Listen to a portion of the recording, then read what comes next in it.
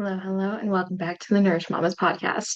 In today's episode, let's talk about optimizing your metabolism after having children. So, we basically have an internet's worth of conflicting advice out there. And a lot of it is not going to be helpful to you when you are trying to lose weight after having kids. And that is so frustrating. So I just want to share what has been the most effective for my clients in revving up their metabolisms. And this is anywhere between 3 months postpartum to some of my um, clients have 5, 10, 11 year olds. So essentially, what we've been told is eat less, move more, cut calories, cut out carbs. Mhm. And if that worked, you wouldn't still feel stuck. So your metabolism isn't broken. It's just, and this is going to sound crazy because I know you're trying to lose weight. We just talked about how most of the time society says eat less, move more. Our doctors say it. We're told this all the time. But the reason you may be stuck is because you are not eating enough food, whether that is protein, fiber, or calories in general. Most of the time, postpartum moms aren't needing to cut out more, they're not needing to push harder. You need to support your metabolism. And we're going to dive into what this looks like. But essentially, your metabolism is how your body uses energy. And when you have children, you have all of these things go on where you have hormone changes, sleep disruptions, more stress, your meals are inconsistent. And it kind of reacts as though you're in a famine. Dieting makes this even worse. So our bodies are super, super protective of weight. They're protective of fat. They're protective of us. And a huge part of that with our ancestors would have been to, sorry, I have a cat on my shoulder. So it would have been to really make sure that you have enough fuel to get through like the lean times, whether that's a famine, war, winter, whatever that looks like. Your body slows down its metabolism to be super, super efficient. It's not perfect as a machine per se, but like that's why calories in, calories out doesn't typically work that great. But your body will store fat more efficiently, which is bad for weight loss, right? When we give it less food, especially if that is maintained over time. So if you're continuously eating less, tracking your food more, exercising more, and you're hitting 1,000, 1,200, 1,500 calories a day, your body may be in complete survival mode where it's conserving that energy. Your weight loss stalls out, your energy tanks. You're feeling like you can't even get through 3 p.m., let alone dinner. And then you still have to do bath time and put your kids to bed, and you're like asleep on your feet.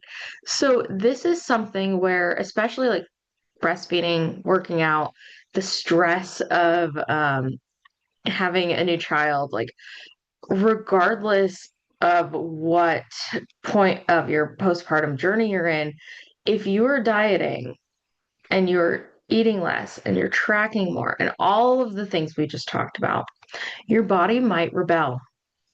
So it really doesn't want to lose fat. It's very, very protective. So because of that, I don't want you to think that weight loss is impossible. I just wanted you to have an idea of why dieting backfires most of the time.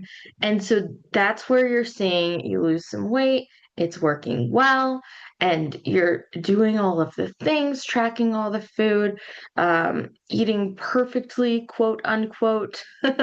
And then all of a sudden your weight plateaus, and then you get either more motivated and you keep pushing, but you're still stuck, or you lose motivation because the scale is stuck, and then you start regaining the weight you lost and end up at that higher weight, like that yo yo pendulum swing that might be seeing, that is where that is coming in. The body likes to hold on to it. So there is a way around it, but you really have to support your metabolism while you lose weight. So we're going to dive into that in this episode. I'm going to give you some of my best tips um, because I feel like we don't want it to backfire. You want to really fuel your metabolism, fuel your body. And so we're going to talk about what that looks like. And we're going to talk about some of the exercise that may be more helpful to allow you to gain more muscle while losing fat stores. Um, because cardio is not always the best bet. Like, I'm not saying you shouldn't do it, but it might not always be the most helpful for weight loss. So, when you're supporting your metabolism, let's look at what this looks like. So, you're looking at calories as fuel, especially if you're working out, if you're lifting weights, um, and constantly on the move with kids. You need consistency much more than you need perfection. And under eating is going to create you more stress. So, a huge part of this is the timing of your meals. Um, really spreading your food out throughout the day will help you with your energy. It will feed your metabolism. And so, what does that mean? That means when you wake up in the morning, within a couple hours, you probably need to eat breakfast. And you may be saying, but Mallory, I'm not hungry in the morning. I'm sure because our society has pushed us toward eating less, so we skip breakfast, or even you may be getting your kids ready for school, you may be getting your little ones ready for daycare and yourself ready for work. Um, but if you skip breakfast and you're not getting enough protein, enough fiber, enough healthy fats to start out the day, then you're going to have issues all throughout the day with feelings of control around food. So it leads to feeling more hungry later in the day. Your body tries to make up for it at night. So that's where, like, your 3 p.m. crash comes in. Your blood sugar is just tanking out by 3 p.m. because you didn't eat enough in the morning. And then you also may be craving more sweet food at night. That's super, super common when you are not having enough in the first part of the day. So, beyond that, looking at lunch and dinner as like two, or not two, so you're doing your meals 3 to 4 hours apart for timing. And so you may be having lunch, whether you are grabbing a snack at work or just reaching into the pantry and grabbing something quick. If you aren't having enough protein and enough fiber at lunch, you still kind of set yourself up for those cravings later at night. So balancing out breakfast, balancing out lunch, and then sometimes, and I have gotten trolled for this on Threads specifically, but Instagram a couple of times as well. You can have a snack as a postpartum mom, especially, having a snack in the middle of the day, like say lunch is at noon and dinner's not until 7, even if it's at 6, that is 6 to 7 hours between meals. No wonder you're starving at 3 to 4 p.m. That makes sense. Physiologically, you probably need a snack right there. And I've gotten some shade for saying that. So I want to make sure that you know you have permission to have a snack. Finding a way to balance it out with that protein, fat, fiber, all of the things there can make it easier. So we're really looking for consistency. So many of my clients do really well with rounding out their dinners with like a protein, a starch, a or those are the same thing, protein, carbs, and veggies. Like they do really well with that. But sometimes lunch and it's sometimes breakfast. It just kind of depends on where you're falling on that scale. Those are the things that I tend to work on the most with clients to round them out and help them with their metabolisms. Okay. I'm losing my voice. I've been talking to so many people this week. It's hope I'm not getting a cold, but so far I think it's just that I've been talking too much, which for me is a good thing. I love it. So for your exercise. We talked a teeny bit already about cardio. Let's talk about that versus strength training. So, I'm not saying don't do walks. I'm not saying if you like running, not to do it, because the cardio supports our heart health. It's very important. However, um, something we've learned from the 90s, and we're kind of pushing back toward it right now, is cardio um, is very, very helpful for a lot of things, but it doesn't give you that physique that you may be looking for. Like if you want to feel strong, if you want to have curves, if you want to feel toned, that's going to come from weight training. And a lot of the moms I work with um, are surprised when they start training with either dumbbells, the squat machines, whatever you have available. Sometimes I will even work out with my child. He's a 30-pound kettlebell. I'm not going to swing him or anything, but I can do some goblet squats with a 3-year-old and he or 2-year-old, and he loves it. He thinks it's hilarious. So one thing that I do want to note here is you may be a lot stronger than you think already. Um, when I first started getting back into strength training after having Elijah, I was at the gym and I reached for some 5-pound dumbbells to do like bicep curls and like the shoulder presses and everything. And I'm sitting there like, why is this so easy? This should be hard. I just gave birth. Well, my son was 25 pounds at the time, or up to 20 pounds. So having him where was constantly carrying him around. I did a lot of baby wearing when he was really little. So I didn't really realize how strong I was. So sometimes it just takes playing with it a little bit, seeing where you're comfortable, and figuring out that balance for you. And having those, especially heavier weights, is going to make a huge difference for you. The reason this works for your metabolism is with cardio, it works during the day that you did it. So your metabolism is revved up a bit for that day. That's why when you go jogging, when you go skiing, when you go swimming, you might be really tired by the end of the day. Weightlifting takes a minute to catch up, which is a good thing. It keeps your metabolism elevated for up to 2 days after you weightlift because the body is having this challenging time, which is a good thing, with your muscles where as you're growing strength, you're tearing the muscle fibers. And then as they heal and grow back, they grow back stronger. That's where that strength comes from. But to do that takes energy. So we have that protein, we have those forms of carbs that may have a little more fiber in them. And that blood sugar and your protein sources, those are going to support muscle growth, but they're also going to keep your metabolism revved up while you're healing from strength training. And ideally, this is 2 up to 4 times a week. If you have not done any kind of strength training in the past, I'd start with 1, bump it to 2 when you feel comfortable, and build up over time. There's so many YouTube videos. If you want um, tips on where to start with this, I can point you in that direction. Just send me a DM. Um, I can send you some of my favorite strength training workouts. I just feel like it can be so, so powerful as you're trying to lose weight and not have that stall out. So, another missing piece. Let's dive into fiber. So, protein gets the most attention. It really does.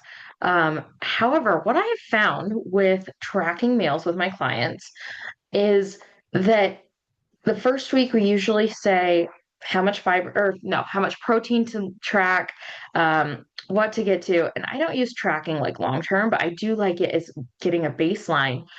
So seeing where they're at on protein. And most of the time, they're getting enough. Maybe not spread out across the day like we talked about with meal timing, but usually we're not lacking much in protein. However, fiber is consistently low.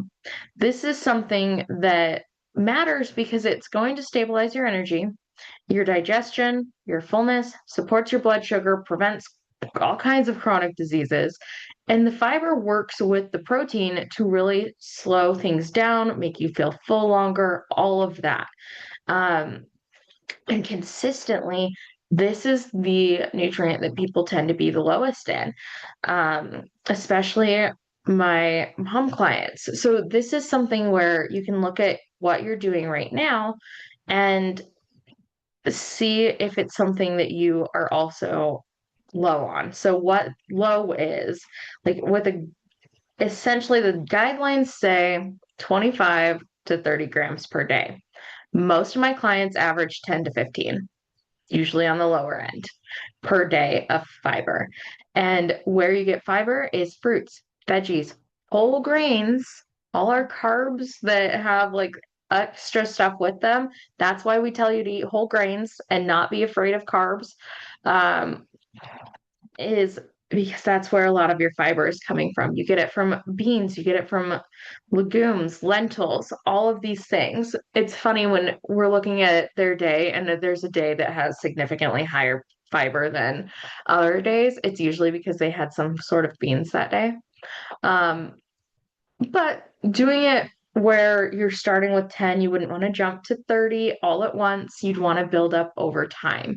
So supporting your metabolism, it's not just one thing. It's not just a piece. This is a combination of making sure you're getting enough food, eating it consistently throughout the day, strength training, fiber intake, all of these things are going to help you. And these may be things that you're not currently doing. So I would ask you to take a look at where you're at right now, see if any of these things could be improved on, and your body is not failing you. You may just not be getting enough food. You may be restricting too much. So, if this episode helped you realize anything about your metabolism where you don't need more restriction, but more support, and you're wondering what this looks like for you specifically, this is what we do inside the Nourished Mamas Blueprint. Inside that blueprint, we will take a deep dive into your current habits, look at your schedule, your energy levels, and see which of these pieces may be missing and how we can improve on it, while taking into account your life, your schedule, your kids, your preferences, all of these things, and breaking it down for you so that we can map out that plan that's going to support your body and your life in this season of motherhood. There's not a one size fits all. The tips in this episode specifically are just the things that I see the most frequently where my clients tend to not have enough support within their planning.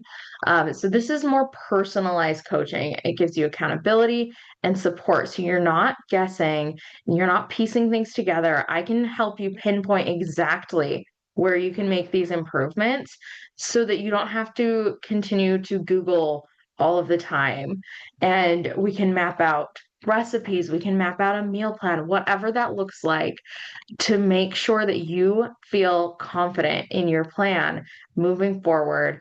You can apply for the Nourished Mamas Blueprint today. I'm going to drop the link in the show notes. And I really feel like this can be that missing piece for you. If you feel like you're struggling, if you want more energy, if you feel like you're doing everything right, but you just can't pinpoint why your weight is stuck, please reach out to me. This is what I love to do. It's one of my favorite things is just pinpointing those little things that we can tweak. So most of the time it is a tweak. It's not an entire diet overhaul. So I hope that helps you feel encouraged. I hope that this episode was beneficial for you, and I really am excited to see your applications come through. So let me know how I can best support you there. I will talk to you guys next week. Thank you for listening to the podcast.